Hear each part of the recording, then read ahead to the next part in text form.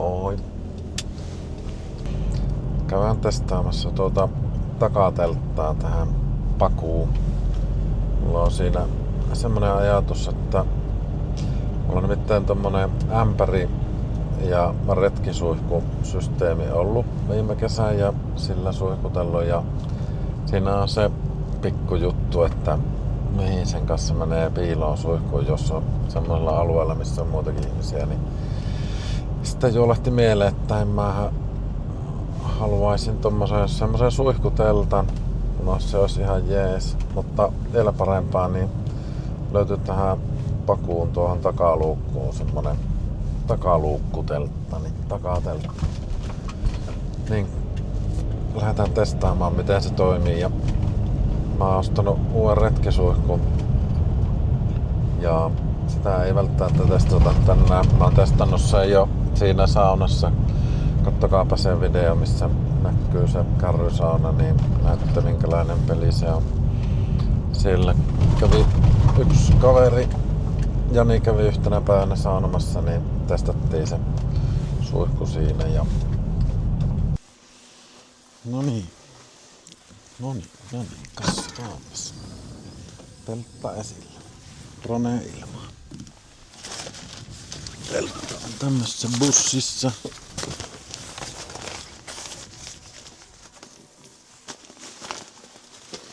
En oo tosiaan vielä muuta kuin avasin kerran tämän paketin vaan ja katsoin, että on siellä jonkunlainen teltta, mutta en ole vieläkään testannut, niin saapa nähdä, että pitäisikö meidän katsoa oikein käyttöohjeet vai kokeillaanko vaan. Otetaanko ne käyttöohjeet ehkä esille sitten vasta, kun savu on noussut. Ehkäpä me tehdään sillä lailla. Mulla on jonkunlainen käsitys. Oho. Mä tulee tonne luukun.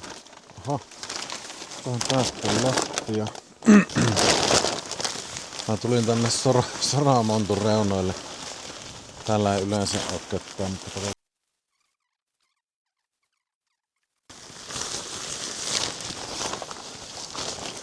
Eikö se näin? Kyllä. Vai? Eikö sittenkään?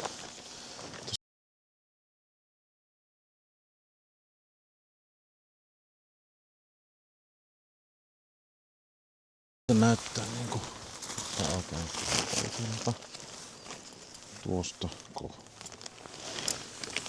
Tietysti ihan hiekkamaasari.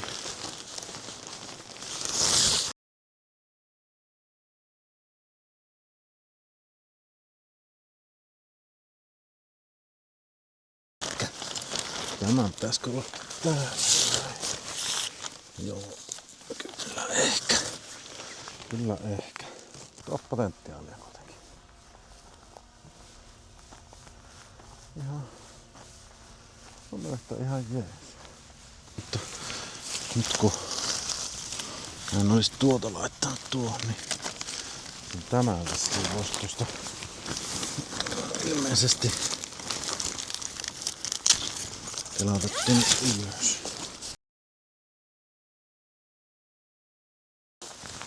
Hei. Eikö se näytä aika hyvältä? Ei oo ihan 6/5 nyt tämä mun asennus, mutta hei, näin tää. Näin tarvittaa olla. Näin.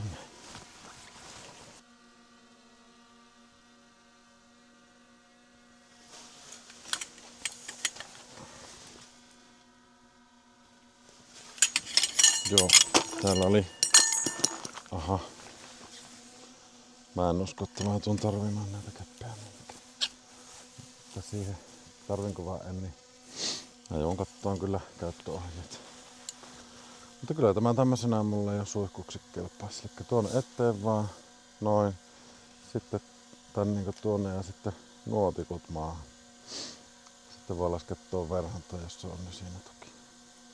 Ei tuonne ainakaan sillain pääse katseita tulemaan, että tässä voisi suihkutella. Nyt sitten. Tiedän näkyykö tämä siihen videoon. Mä otan kameran päälle. No niin, dronella loppuu batteri, niin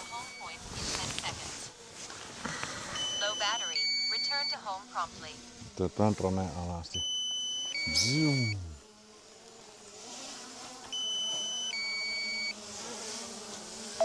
Hei.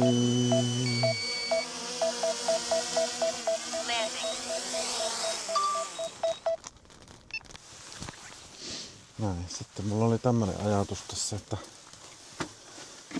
tänne Anberiin vettä. Tämä on toki jo testannutkin siis viime kesänä. Mulla oli. Nyt on uudenlainen retkisuihku. Ootteko nähnyt tämmöstä, missä on erillinen tää akku? Tässä on pikkusen kovempi virtausnopeus kuin niissä, mitä on 20 joka kaupassa. Niin, mä testasin tosiaan tätä jo tuolla saunassa. Ja niin kävi kylpemässä, niin testattiin siinä sitä. Ja tää virtausnopeus oli tässä niin tosi miellyttävä. Niin, tää laitetaan tuonne ämpäriin. Olisiko tää ämpäri tuohon?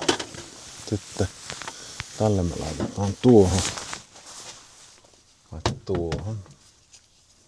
Pitikö? Näin. Eikö ookin? Sitten tuosta se lähtee käyntiin. Ja sitten siinä käyttää. Tai sitten vaan ihan käsi. Mä uskon, että tää on ihan hyvä. Aivan hyvä teltta. Käympä kattoo vielä ulkopuolelta, miltä se sitten tuon näköinen. Eikö tuo ole hyvä? Tuo on vähän jännä, että se on nuo reunat jää noin ylös, mutta toimii silti. Siinä on ikkunat ja tämä on ehkä parempi jopa kuin mitä mä ajattelin. Pistäkää kommenttia. Mitä mieltä? Ei tuon tuulenkaan mukana tuosta tule lähtemään mihinkään, koska se on tuossa luukussa. Mä kokeilin kumiskittimen takaa jutskankin, että kuinka hyvää se vaikka voisi ollakaan, niin. Se nähdään kohta.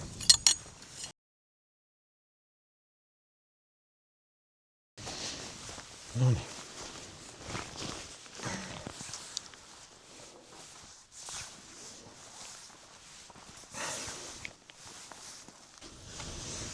Tämmönen on muuten tää paketti sitten. Berger Tonale Rear. 2x2 metriä. Suunnitelma on semmonen, että nyt on 2 viikkoa vapaata töistä ja kiitos työkavereille ja kotijoukoille, että se on mahdollista, että lähdetään mentaalilomalle terapeutin kanssa. Terapeutille on varattu perjantaiksi lääkäriaika, että otetaan se ekinokokkihommeli, koska Ruotsissa on niitä ekinokokkeja, mitä liian, onko ne jotakin matoja vai mitä, niin sieltä Ruotsin puolelta kun siirryt Norjaan, Norjassa niitä ei oo, niin sulla pitää olla koiralla tämmönen ekinokokkirokotushommeli, mikä liian. Ja sitten Ruotsista kun siirryt Suomen puolelle, sulla pitää myöskin olla se, koska Suomessakaan ei niitä ole. Eli Ruotsissa on tommosia jotakin ekinokokkeja. Ja perjantaiksi on terapeutille aika eläinlääkäri, että hän saa siellä sen ekinokokkihommeli ja sitten sunnuntaina päästään illalla lähtee liikkeelle.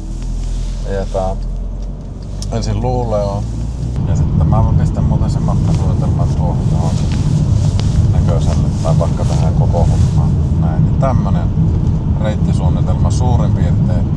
Ja tuossa näkyy nuo pysähyspisteet, niin ne ei ole mitään yöpymispaikkoja, ne on vaan sen takia, että Google Maps ei laita suorinta tietä ja nopeinta isointa tietä, että siellä menee semmonen isompi tie siellä ylempänä, vaan mä halusin mennä, että mä vähän saan kärryä siitä, että paljon tulee kilometrejä ja muuta, niin sieltä niin rantaa pitkiä lautoilla ja tällainen. Tuommoinen reittisuunnitelma. Jos jollakin on hyviä kalapaikkoja sieltä vinkata tai muuta, niin laittakaa kommenttia. Semmonen suunnitelma ja lähtö on 26.4. sunnuntaina. Siitä on 2 viikkoa tasan sitten aikaa palata takaisin kotiin. Tämmönen suunnitelma ja 2 lähdetään terapeutin kanssa, eli Aavan kanssa. Ja Aava on 7-vuotias viikille. En ole vielä häneltä kysynyt, mutta hän yleensä kyllä lähtee mielellään mukaan, niin se on vielä. Kun hän tulee nyt, hän on nyt tuolla Ylläksellä reissussa, niin palaa sieltä, niin mä sitten vielä kysyn, että onko se ok lähteä reissuun mukaan vai onko 2 viikkoa liian pitkä aika. Ja kiva, jos Aava suostuu lähtemään mukaan, niin ei tuu semmonen ihan kauhean yksinäinen olo. Ja Aavasta on kyllä hyvä seura, se on niin hyvä retkikaveri kuin vaan kukaan voi olla. Niin, tämmönen suunnitelma. Katsotaan, pistäkää please kommentteja, jos teillä on jotakin ajatuksia sieltä tai kokemuksia sieltä suunnalta, mitä siellä kannattaisi käydä katsomassa, ja erityisesti jos on hyviä kalapaikkoja Tiiossa, niin mä haluaisin meritaimenta nyt pyytää, ja nyt on meritaimen vapaa ja siihen sopiva kelaakin ja sitten jotain vieheitä. Ja viime kesänä kun oltiin Aavan kanssa, oltiin 1 viikko 2 Pohjois-Norjassa, niin siellä tavattiin semmoset vanhempi porukka norjalaisia paikallisia, niin niiltä saatiin aika kovaa vinkki kyllä. Mä en tiedä, onko se sitten meritaimenen kalastajille mikään uusi juttu vai ei, mutta semmosia pinkkejä karvapalloja, niinku perhoja, niin niillä kuulemma pitäisi tulla. No sitten mulla on kaikenlaisia lusikoita ja ei kaikenlaisia, muutama on nyt niitä. Katsotaan. Kaikki vinkit on tervetulleita. Mutta tämmönen teltta-testi-video tällä kertaa. Ja pistäkää peukkua videolle ja tilatkaa kanava, niin pääsette näkemään meidän Norjan reissua heti kun